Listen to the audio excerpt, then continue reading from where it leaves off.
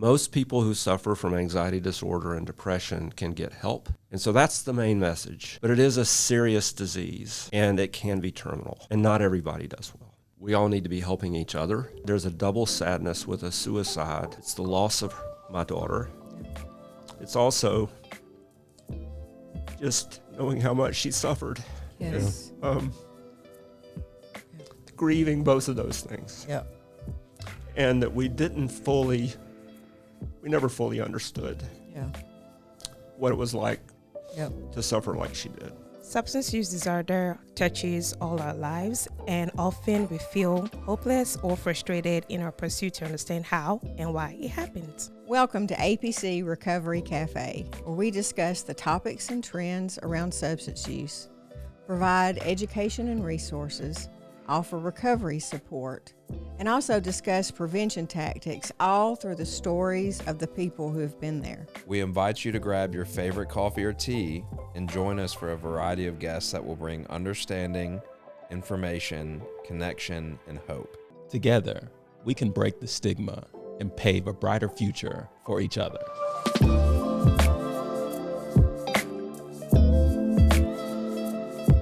Hi folks, welcome into this episode of the APC Recovery Cafe. I'm Art Wimberly. I'm a person in long-term recovery and a volunteer at the Addiction Prevention Coalition.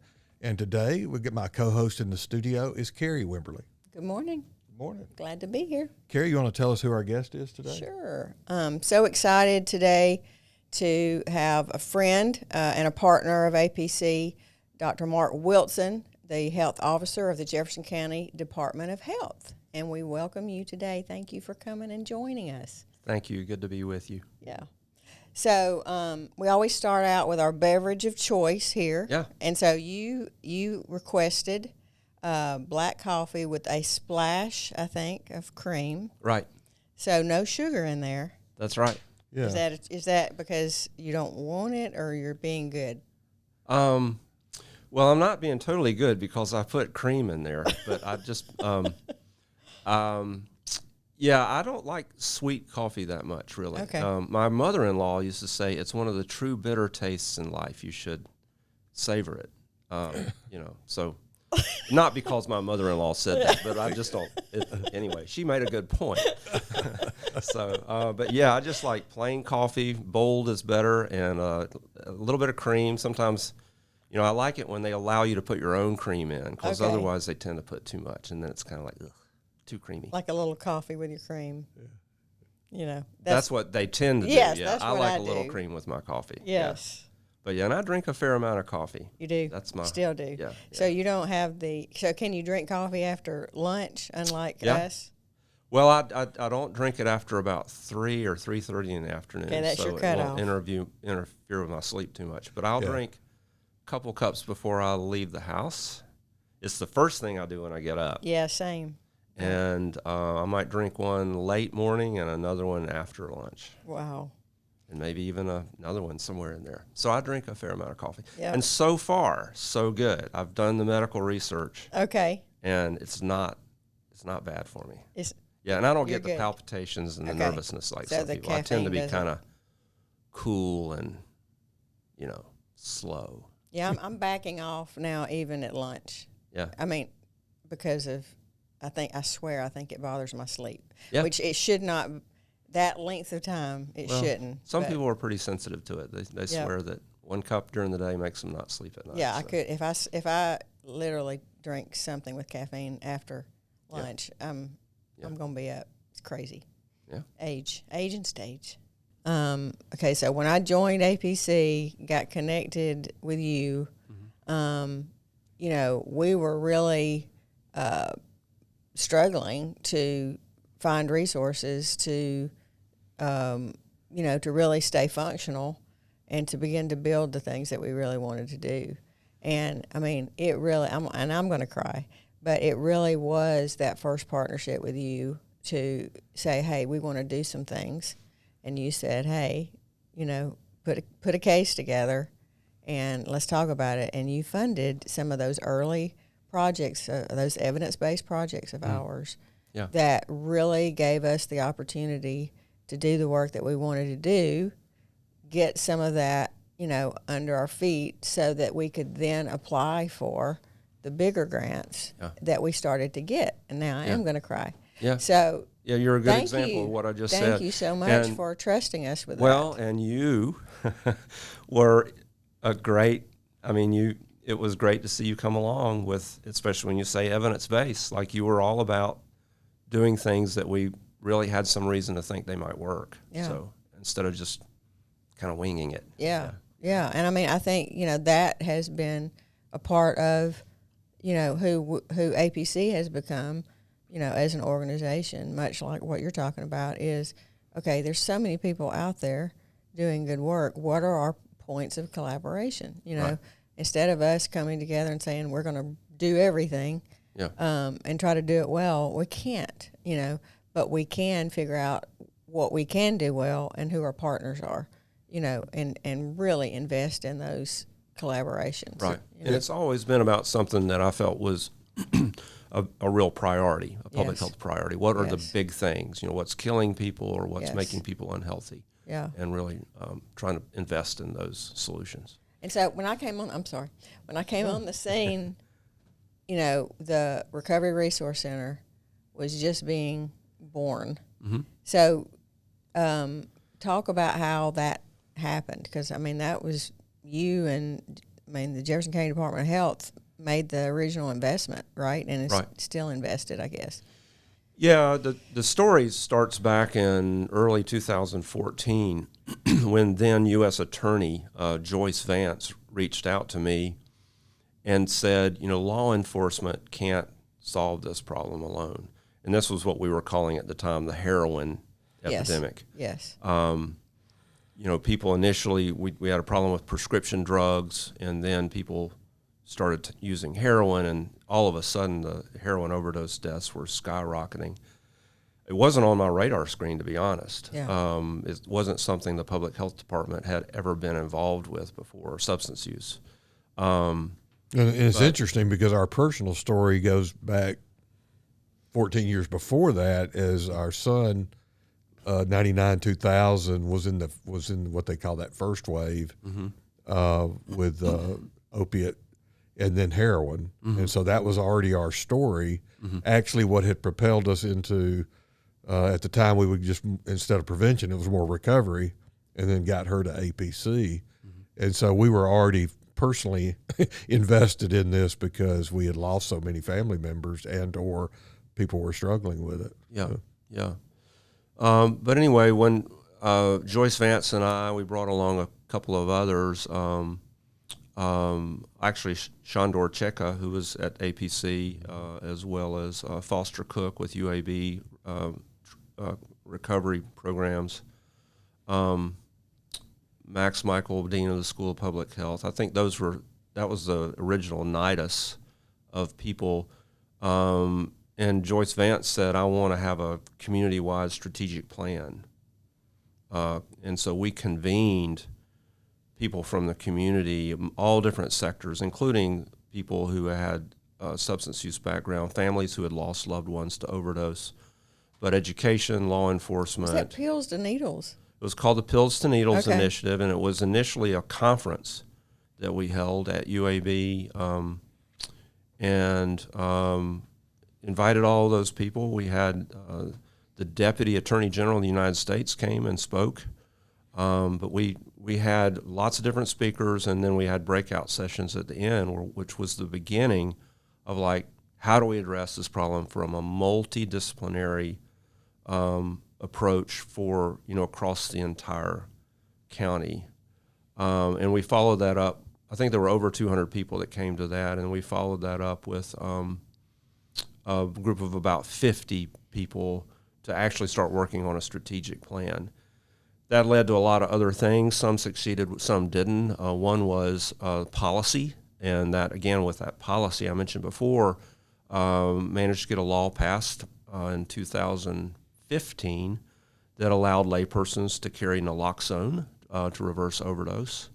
I played a big role in that, but that would not have happened if it hadn't been for this bigger process of us convening people and coming together and deciding how do we want to approach this.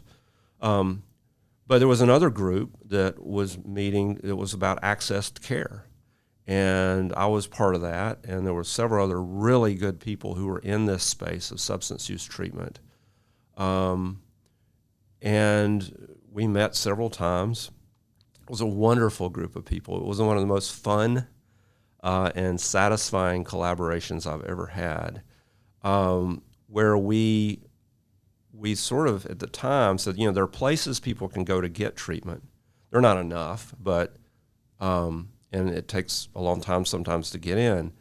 But one of the big problems was that people that had a substance use disorder or their families didn't really know where to turn. Mm-hmm. It's like you hear about some place and you go there and then you find out, well, they don't treat your particular problem, right, or you don't have insurance, or they only take women, or whatever. And then you might go to another place, and then another place. You get rejected or you get bounced around. Finally, you find an open door where you can go in. But when you're talking about something like heroin addiction, that open door might not be the right door. Right. Yep. And we found that, some very well-meaning programs that were very hardline abstinence-only programs, unfortunately, that didn't work for people that were strung out on a lot of heroin.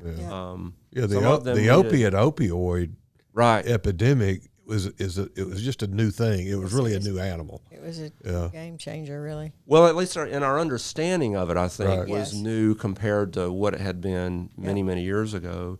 And it was certainly different from addiction to other drugs. Yes. And one of the things was the horrible, horrible withdrawal syndrome that people have when they just try to quit. Right.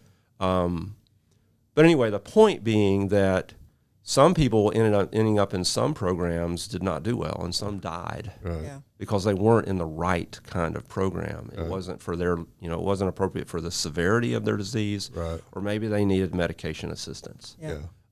So we thought about, well, how do we help people navigate into substance use treatment to get to the right door? And also just stop bouncing around with, getting rejected here. Is there some way we can help streamline that process? And we thought initially about doing just a website, sort of like APC did. Y'all had have a resource thing on your website, but some sort of widget, that says, if this, then this, that would help guide you. And I think at the time we were looking at the Department of Mental Health in Philadelphia, Pennsylvania, had a program. But eventually this was a group discussion of very good minds who had lots of experience in this field. Not me. I was just a convener. Said, I think we really need, when people need help, they need a real live person that they can talk to and can help them. And that's where we came up with the idea of the Recovery Resource Center.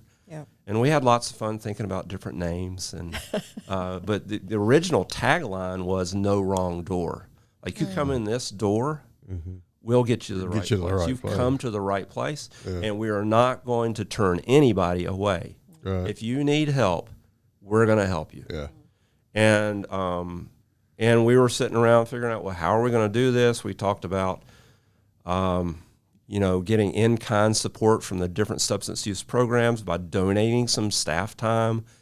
And there's some people that were in, and some people were saying, no, we just can't do that. We can't operate our program and donate staff time, and that's understandable. And eventually I just sort of said, the health department will pay for it. We'll get it started. So we started with an executive director, like an administrative assistant, and 2 peer recovery specialists. That was the initial model to get started. And I just said, I think we can do that. And, a few jaws dropped at the table. But again, we had the resources, and I was the head of the health department, and I was able to just say, we'll do it. And so that was just, again, when I said earlier, this is like one of the greatest jobs in the world, or in the state at least. I was able to do things like that. And this was a crisis, obviously. I mean, a lot of people were starting to die. We needed to do something.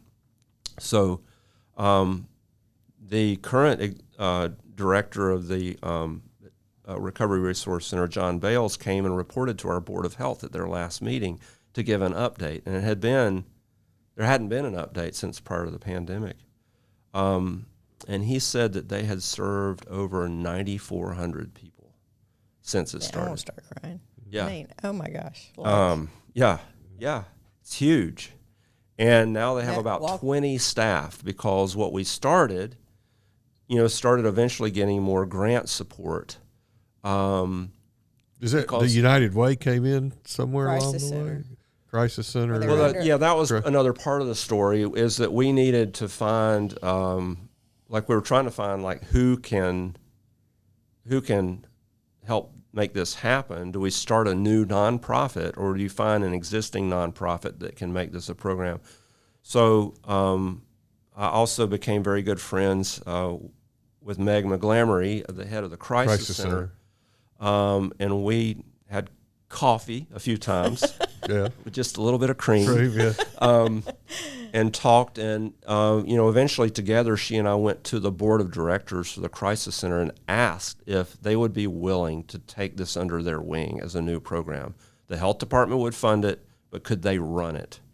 And with some hesitancy, because this was a little bit of mission drift for them, they agreed to do it. So it became a program of the Crisis Center, which it still is today. Yeah.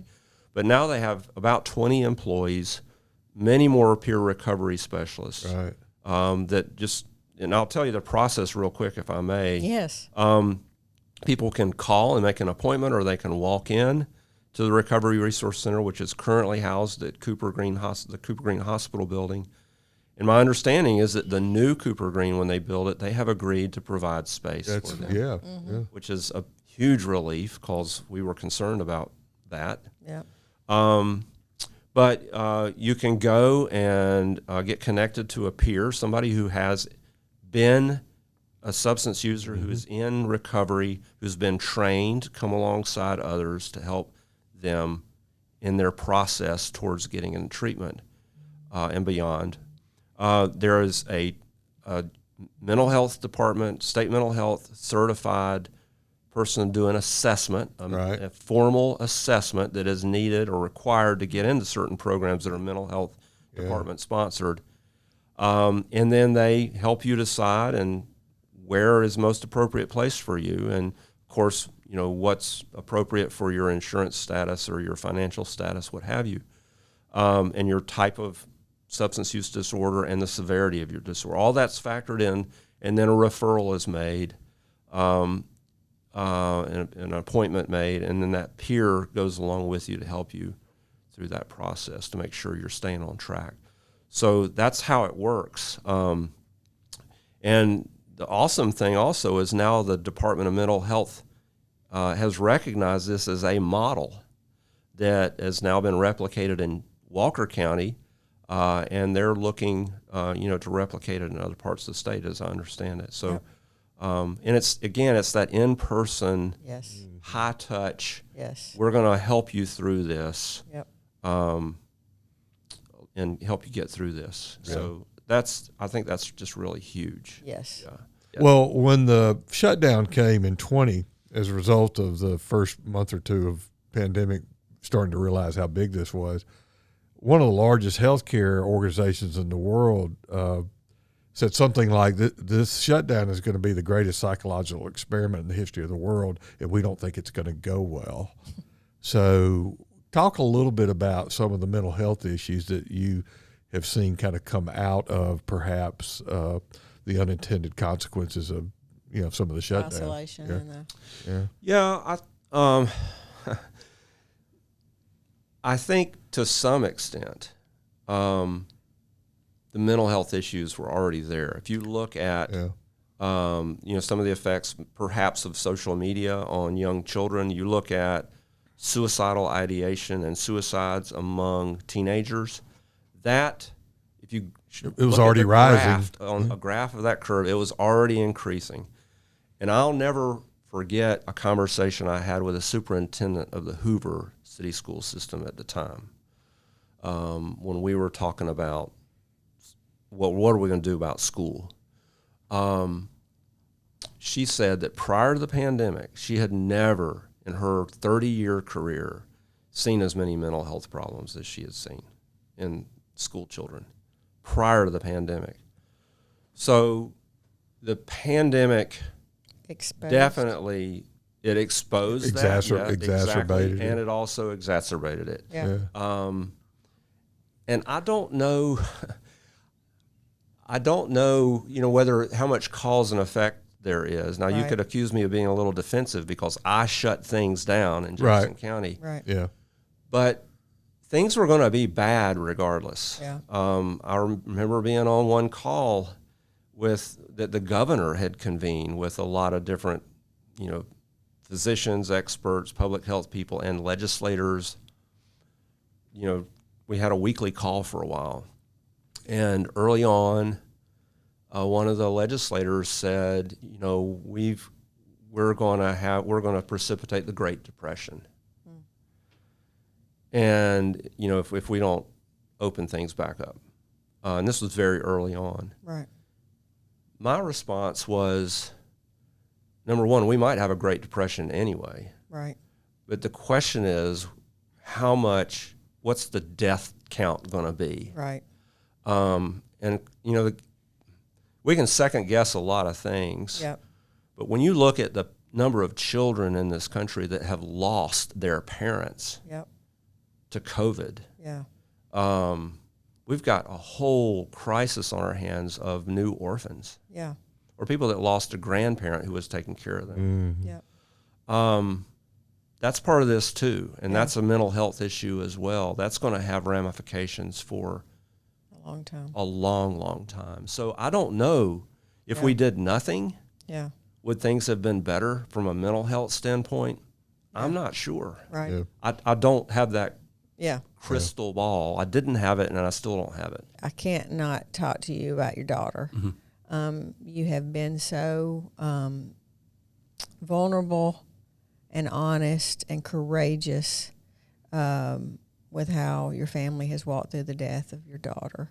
And I didn't know your daughter, but I attended the funeral. Yeah. And we have our family is connected to you and has gone to church with you, Yeah. and they're very close with your family. And I just want to say that that funeral was unlike any I've ever gone to. In that, when I left there, I feel like I do know your daughter. Huh. Yeah. It was beautiful. Yeah. Both in a celebration of her life, but such an honest, sincere portrait of both her and her struggle, but the love of your family. Yeah. So thank you for that. And, I know we share common ground on breaking stigma around substance use disorder. Yeah. And so I'll let you speak to that, but I felt that was a sense of your family choosing to be honest and vulnerable with a story. Now, Carrie, I told you I'm a crier, and you're the one that started. Yeah, I'm all, yeah. Yeah. I don't know quite where to start, but I'm a pretty transparent person. But I put it out there on Facebook the day after she died. Yep. I really just wanted everybody to know. I mean, we have a lot of friends, a lot of connections, and when somebody dies and you've got to start immediately planning the funeral. Yeah. How do you get the word out? Yeah. So that was part of it. Just like I told my wife, of course I got her permission to put this on Facebook, but it's like, I feel like I need to tell people what's happened. Yeah. But also just to be really honest that we're all, there's nobody that's not touched with mental health issues. Right. And we just got through talking about it, how many people are struggling, and that nobody's immune to that. Yeah. But it was a long, long struggle with Laura. She started having trouble, probably earlier than we fully recognized. Yep. When she was pretty little, she had some social anxiety that I think led to depression. She was in a car accident right before she graduated from high school that really threw her for a loop and put her into a depression, I think, and has basically this suicide attempt was her fourth. And the first one was right after she graduated from high school, a fairly minor thing. But so she's suffered with anxiety and depression ever since she was a teenager, and has been under care most of that time, under treatment.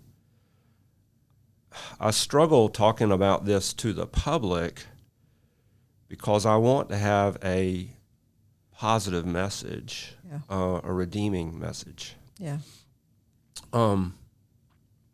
Most people who suffer from anxiety disorder and depression can get help and can be successful in managing that. Maybe not just completely getting rid of it permanently. Sometimes that happens. Right. But the vast majority of people do well. Yeah. And so that's the main message. Yeah. But it is a serious disease. Yes. And it can be terminal. Yes. And not everybody does well. Yeah. So that's the unfortunate aspect of it. There's more work to be done in terms of the medical science. Yeah. We all need to be helping each other. Right. There's a double sadness with a suicide. It's the loss of my daughter. Yeah. It's also just knowing how much she suffered. Yes. Grieving both of those things. Yep. And that we never fully understood what it was like to suffer like she did, what it was like to be in her head. Yeah. We tried some, but when you're that depressed, sometimes you don't know how to express how you feel. And Laura struggled with that as well. Yeah. Some good things have happened, and it's been like this today. Yeah. Conversations. I don't know, dozens of people have come to me and said, I'm struggling too. Oh, gosh. Or my child is struggling. Or I've lost somebody to suicide in my family. Yeah. So that shared experience, I think, is important. Yeah. And that's where maybe I've done a little good by sharing the story, is that it's helped others open up and just be there for each other. Yeah. So many people have been there for us. Yeah. It's been overwhelming, the amount of love that we've been shown by the community. And I'm grateful. Yeah. I think it's also, I think the other thing that I try to redeem this with is just to reflect back on the good that was in Laura's life. Right. And that she was loved. Yes. And that she loved. Right. And that's the most important thing. Yeah. Well, I know I lost my sister 15, 16 years ago, really young, to cancer, and, 3 young children, and walking through that grief. It has been, I was so angry, especially for her children. Right. I'm still a little angry that they had to grow up so much of their developing years, without their mom. Yeah, that's hard. It is hard. Really hard. And I try to look at it now. I was thinking about it this weekend, something happened. I still have that feeling that I want to go call her. Right. I'm going to call her. Yeah. I'm sure it's that loss and that void. It doesn't go away. Right. You learn to live with it. Well, Laura died on December 7th, so it's been, 6 months now?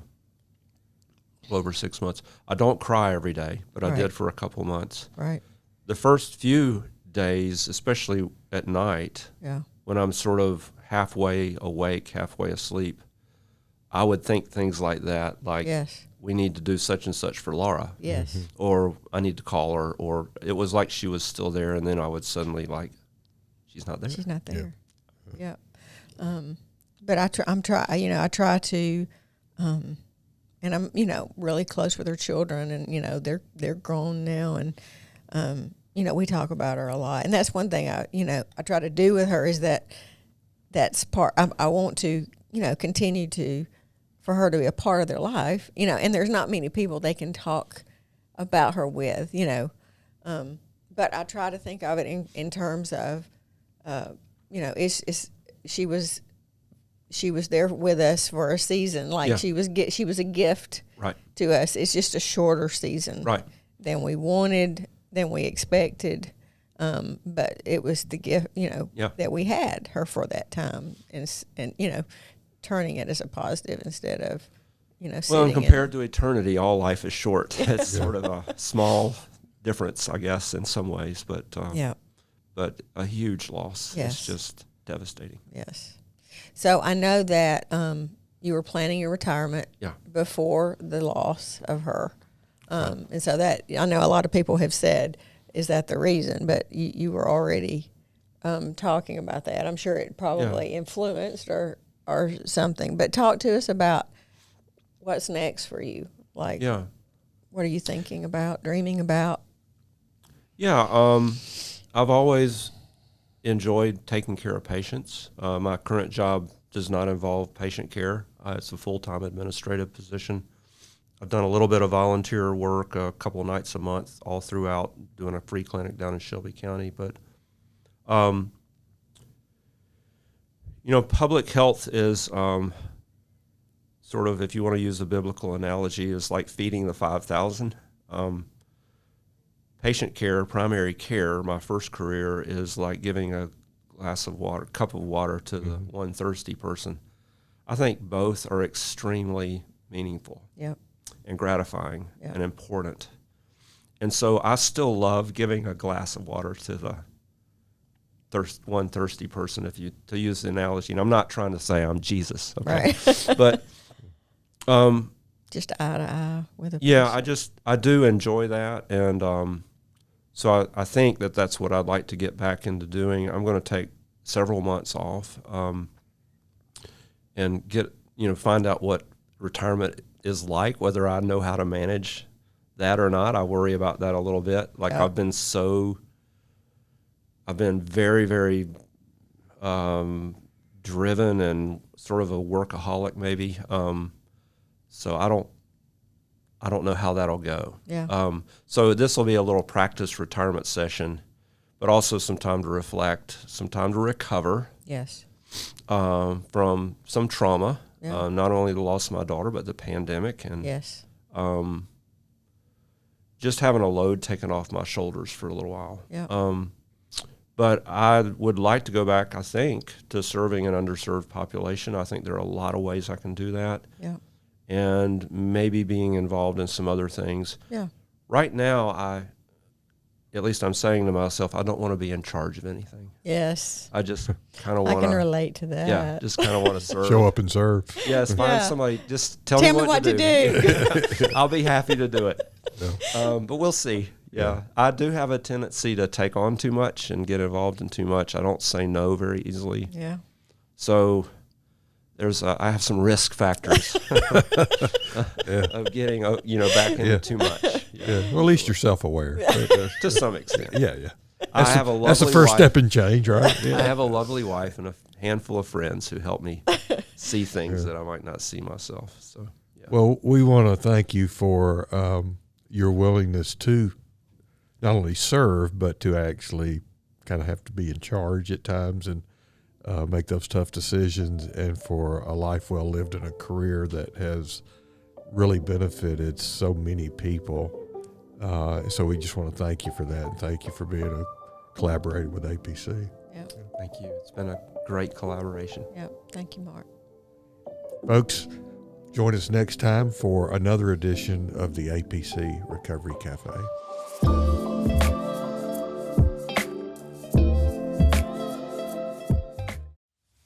One of the things that APC is known for is being a connector, because we're stronger together. Not only are we there for those who are suffering through substance use disorder, but we're there for family members, and we really take our job seriously. We all have personal reason why we're in this field. We're changing people's lives one community at a time.